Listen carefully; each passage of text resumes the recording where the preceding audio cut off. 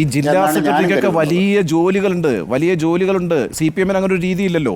ജില്ലാ സെക്രട്ടറി താങ്കൾ 16 വർഷം CPIയുടെ ജില്ലാ സെക്രട്ടറി ആയിട്ടിരുന്നിട്ടുള്ള ആളാണ്. ഒരുപാട് ഉത്തരവാദിത്തങ്ങൾ ജില്ലാ സെക്രട്ടറിക്ക് നിർവഹിക്കാനുണ്ട്. അപ്പോൾ ഇപ്പോൾ താങ്കൾ തന്നെ സൂചിപ്പിച്ചതുപോലെ മലപ്പുറത്ത് മാത്രമായിരുന്നു ജില്ലാ സെക്രട്ടറി കൺവീനറുടെ ചുമതല വഹിച്ചത്. ബാക്കി 3 സ്ഥലങ്ങളിലും അങ്ങനെയല്ല. അപ്പോൾ KK ശിവരാമനെ മാറ്റണമെങ്കിൽ ഒരു നയപരമായ ഒരു പോളിസി കൊണ്ടുവരണം. അങ്ങനെ പോളിസി കൊണ്ടുവന്നു. ജില്ലാ സെക്രട്ടറി സ്ഥാനം വഹിക്കുന്നവർ തന്നെ കൺവീനർ സ്ഥാനത്തും ഇരിക്കട്ടെ. അങ്ങനെയാണ് ഈ വിമർശനങ്ങളെയൊക്കെ നേരിടുന്ന ഒരു കമ്മ്യൂണിസ്റ്റ് രീതി. ചില അച്ചടക്ക നടപടികൾ അങ്ങനെ എടുത്തു എന്ന് തോന്നാത്ത വിധത്തിലൊരു നയപരമായ സമീപനം എന്ന നിലയ്ക്ക് അവതരിപ്പിക്കുക. അങ്ങനെയാണോ സംഭവിച്ചത്? അങ്ങനെയാണ് ആളുകൾ മനസ്സിലാക്കുന്നത്. അതാണ് പ്രശ്നം. അല്ല, ഞാൻ 2014 LDFിൻ്റെ കൺവീനറായപ്പോൾ ഞാൻ ജില്ലാ സെക്രട്ടറിയാണ്.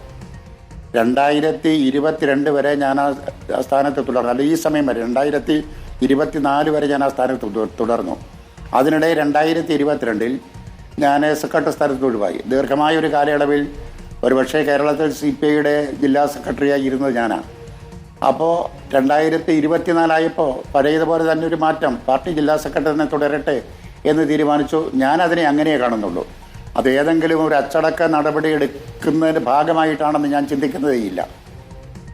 ശരി, ശ്രീ KK ശിവരാമൻ, ഇപ്പോൾ താങ്കൾ മുന്നണിയെ പ്രതിരോധത്തിലാക്കുന്ന ചില കാര്യങ്ങൾ ചെയ്തു, പരസ്യമായി പ്രകടിപ്പിച്ചു എന്നുള്ളതാണ് താങ്കൾക്കെതിരായിട്ടുള്ളൊരു കുറ്റമായിട്ട് ഇപ്പോൾ പുറത്തു വരുന്ന വാർത്തകൾ. അതാണ് താങ്കൾ ഈ പറയുന്ന സാങ്കേതികത്വം അവിടെയുണ്ടെങ്കിലും. അതിലൊന്ന് ബാർക്കോഴയുമായി ബന്ധപ്പെട്ട താങ്കൾ പറഞ്ഞ കാര്യങ്ങളാണ്. മറ്റൊന്ന് ഈ ഭൂമി കയ്യേറ്റവുമായി ബന്ധപ്പെട്ട കാര്യങ്ങൾ. ഇടുക്കിയിലെ കയ്യേറ്റവുമായി ബന്ധപ്പെട്ട് താങ്കൾ പറഞ്ഞിട്ടുള്ള ഒരു കാര്യം, അവിടുത്തെ വൻകിട കയ്യേറ്റങ്ങൾ MM മണിക്ക് അറിയില്ല എന്ന് താങ്കൾ കരുതുന്നില്ല എന്നാണ് താങ്കൾ പ്രതികരിച്ചത്. ഇത് സ്വാഭാവികമായും നിങ്ങളുടെ തന്നെ വകുപ്പാണല്ലോ, റവന്യൂ വകുപ്പ്. അപ്പോൾ റവന്യൂ മന്ത്രിയോട് ഈ കാര്യം പറഞ്ഞിട്ടുമുണ്ടാകാം. അപ്പോൾ എന്തായിരുന്നു അതിന് കിട്ടിയ മറുപടി? താങ്കളുടെ മനസ്സിലാക്കൽ പാർട്ടി എത്രത്തോളം ഉൾക്കൊണ്ടിട്ടുണ്ട്?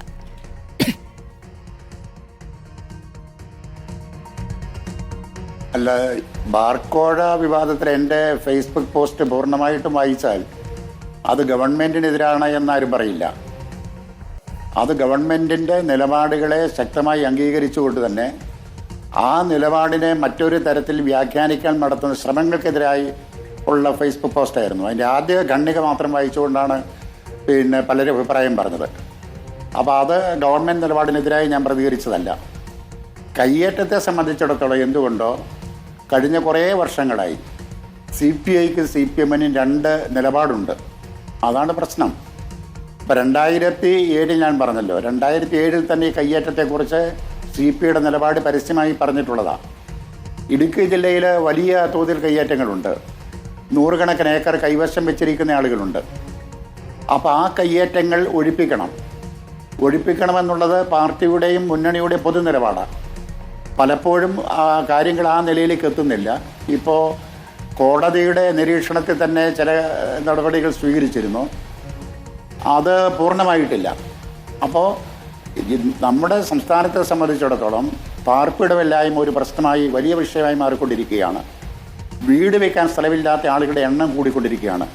10,000 തോട്ടം തൊഴിലാളികൾക്ക് ഒരു ചെറിയ വീട് ഉണ്ടാക്കാനുള്ള സൗകര്യങ്ങളില്ലാത്തൊരു സ്ഥിതിയുണ്ട്.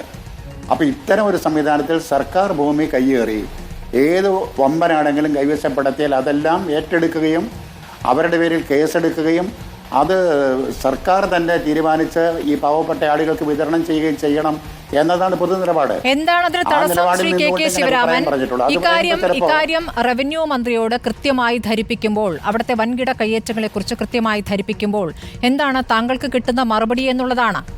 CPIക്ക് ഈ സർക്കാരിൽ എത്രത്തോളം കൃത്യമായ തീരുമാനങ്ങളിലേക്ക് പോകാൻ സാധിക്കുന്നു എന്നൊരു വിഷയമുണ്ടല്ലോ.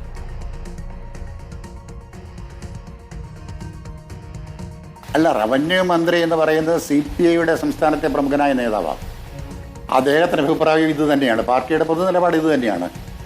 അത് നടപ്പിലാക്കാൻ ശ്രമിക്കുമ്പോൾ പലതരം തടസ്സങ്ങൾ ഉണ്ടാകുന്നുണ്ട്. ഇപ്പോൾ ഉദാഹരണമായിട്ട് ഈ ഒഴിപ്പിക്കൽ നടപടി ആരംഭിച്ചപ്പോൾ തന്നെ പല വമ്പന്മാരും കോടതിയിൽ പോയി സ്റ്റേ എടുത്തിട്ടുണ്ട്. അപ്പോൾ കേസിൻ്റെ അന്തിമ വിധി വന്നതിന് ശേഷമേ അവരുടെ ഭൂമിയിലേക്ക് പോകാൻ സർക്കാരിന് കഴിയുന്നുള്ളൂ. അത്തരം ചിലരൊക്കെ സുപ്രീം കോടതി വരെ പോയിട്ടുണ്ട്. അപ്പോൾ കോടതിയിലെ കേസിൻ്റെ തീർപ്പ് കൽപ്പിക്കപ്പെടണം. അതിനുശേഷമേ അങ്ങോട്ടേക്ക് പോകാൻ കഴിയുള്ളൂ. അത്